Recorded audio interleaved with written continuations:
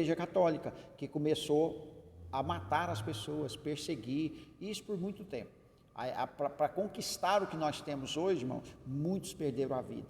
Foi muito trabalho, foi muita dificuldade. Então, por isso que estudar a história, isso é muito importante. E quando, então, passa esse período da reforma, que já entra aqui, finda, então, com a reforma, finda-se o período da Idade Média, porque também começa o período chamado do Iluminismo. Então, são períodos que coincidiu o Iluminismo com a reforma, que já era uma ansiedade também que o mundo científico, os estudiosos, os intelectuais, os artistas, já queriam romper com a igreja, porque a igreja proibia tudo.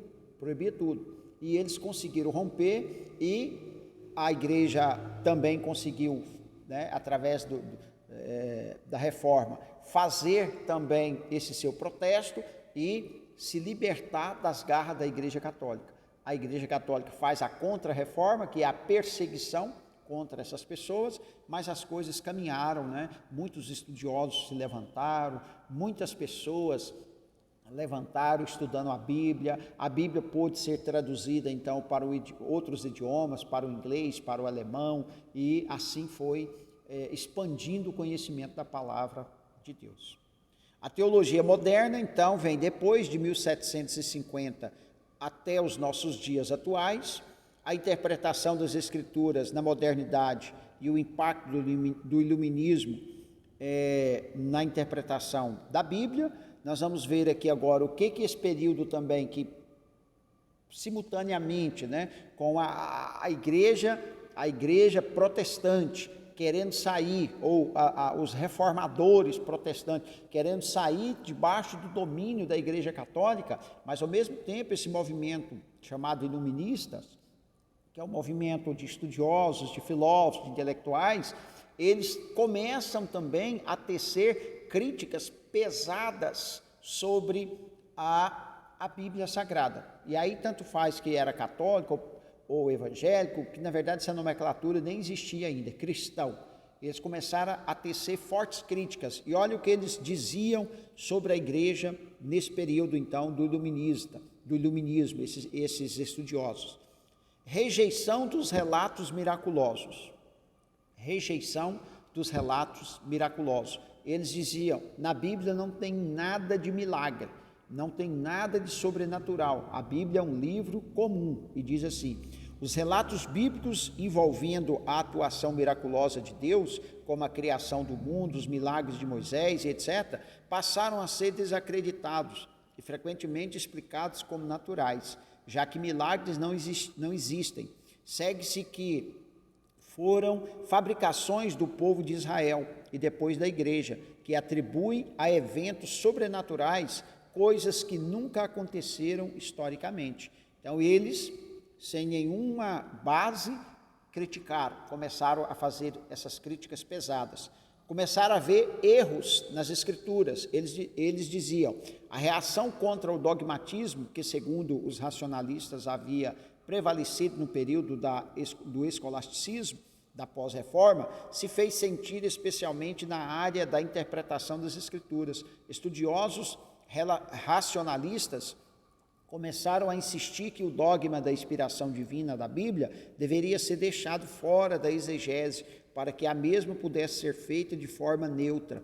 Era contra qualquer dogma em geral, como pressuposto de leitura da Bíblia, pois entendiam que todas as convicções de caráter teológico tendem a viciar os resultados das pesquisas bíblicas. Eram especialmente contrários à doutrina da inspiração, pois a mesma impedia que a Bíblia recebesse tratamento crítico como um livro humano. Então, ou seja, o movimento racionalista foi um movimento depois do iluminismo, ou dentro desse surgido com o iluminismo. Eram pessoas que diziam que para o ser humano viver, ele precisava apenas do racional, da sua razão.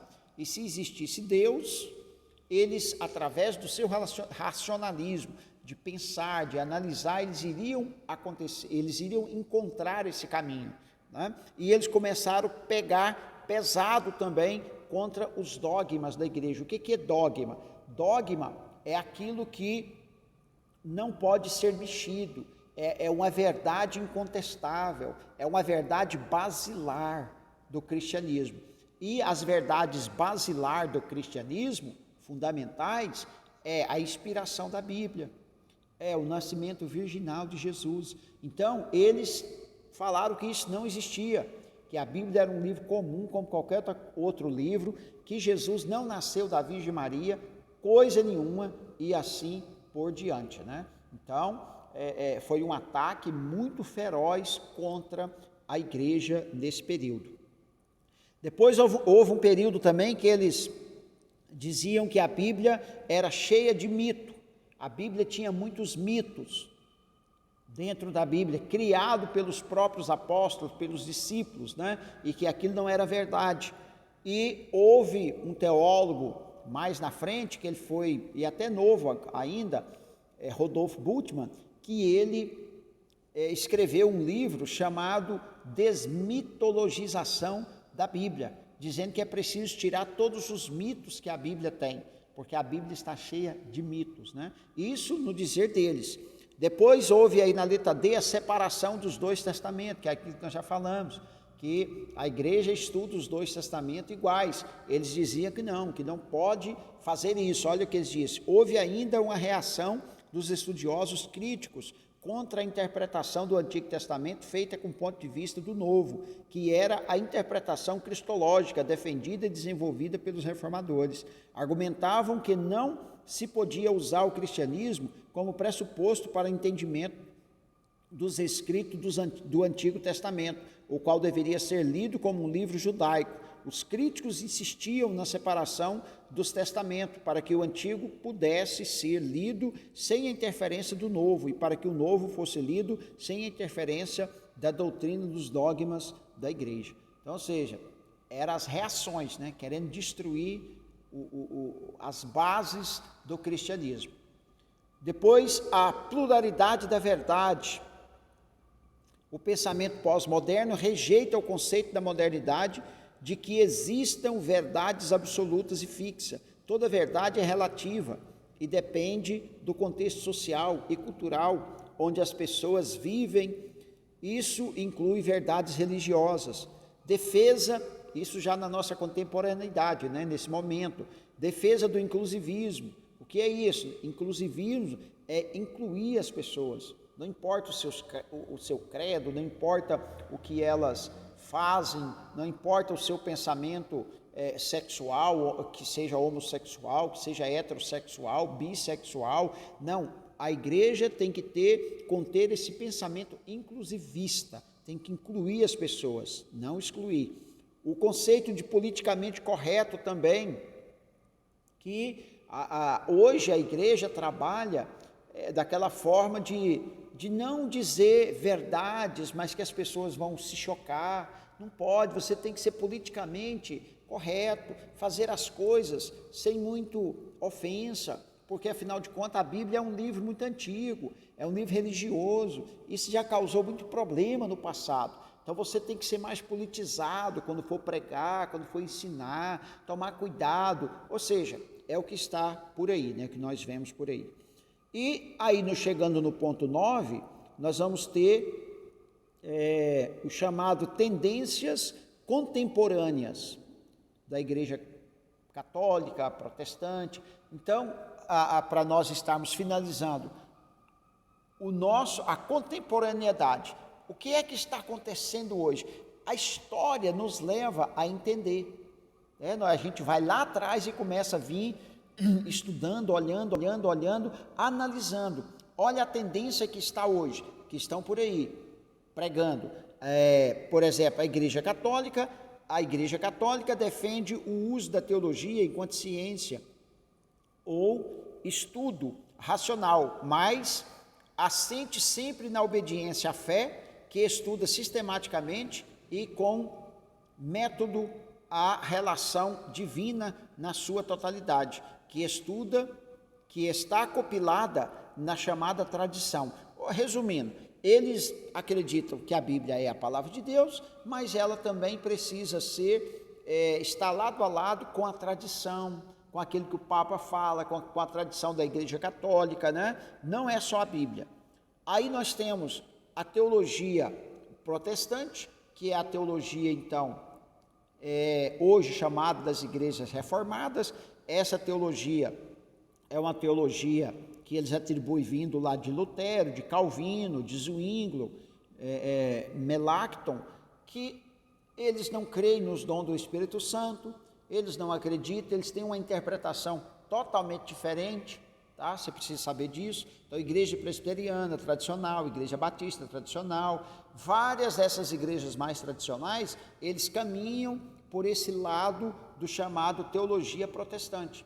Então, eles têm algo assim bem mais diferenciado de interpretar, tá? Creem em Jesus e etc. Mas pentecostais, para eles falar a verdade, é aberração.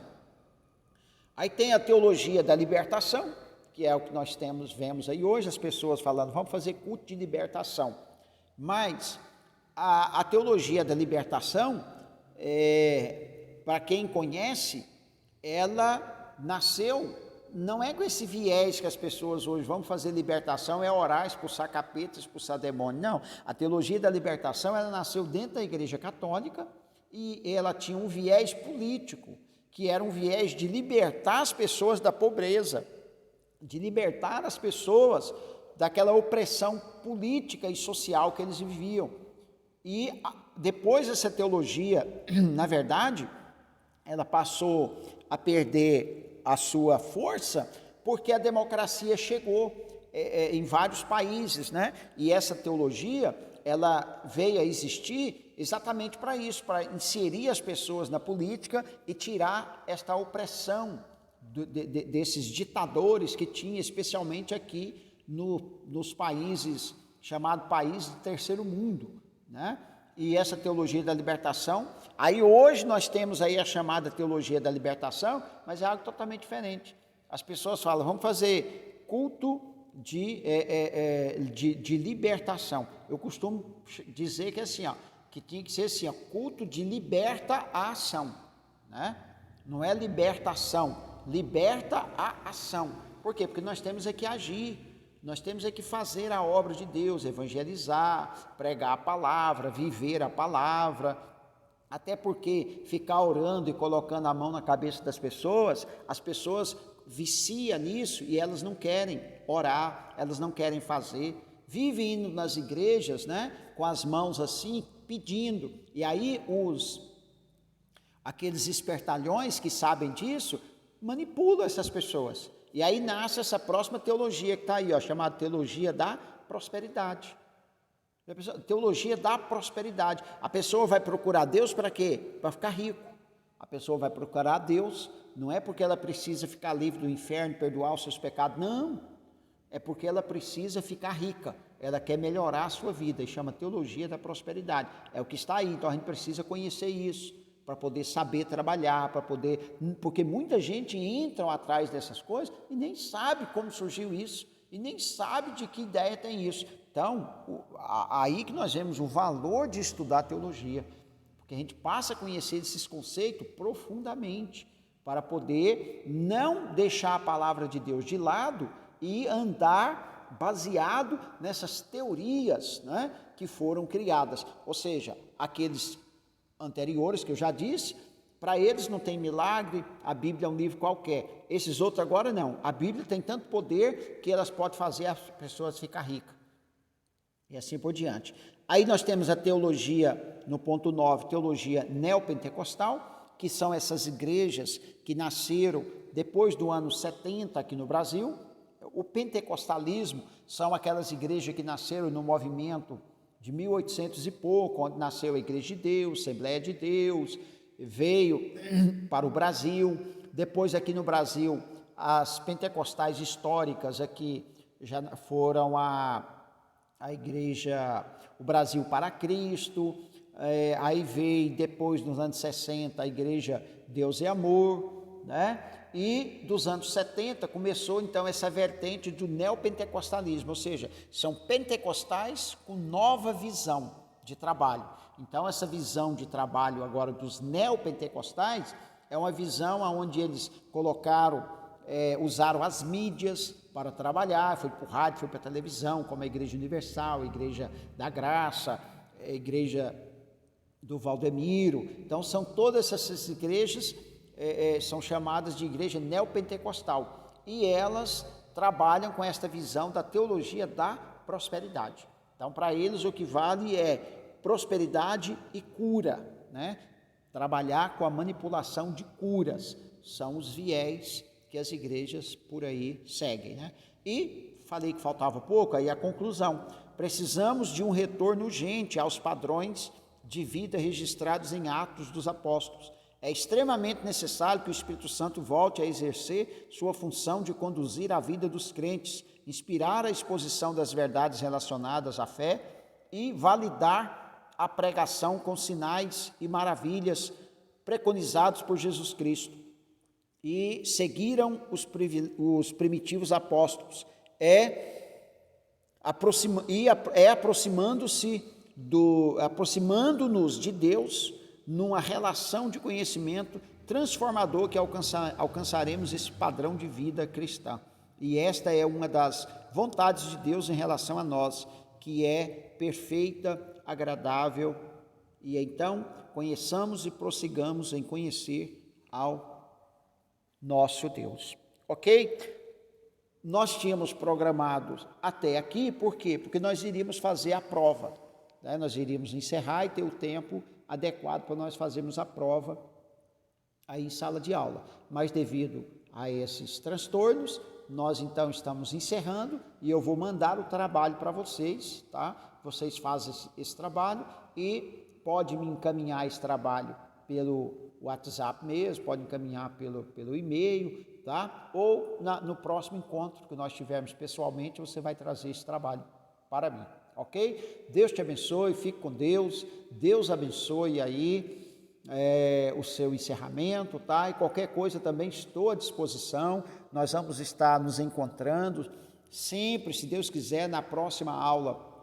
Quem vai estar trabalhando com vocês é o Bispo Mário César, trabalhando introdução ao Antigo Testamento, tá? E assim nós vamos caminhando até uma próxima vez para nós nos vermos em sala. Mas lá no seminário eu vou estar sempre com vocês, tendo um relacionamento. Deus abençoe, fique com Deus e até a próxima.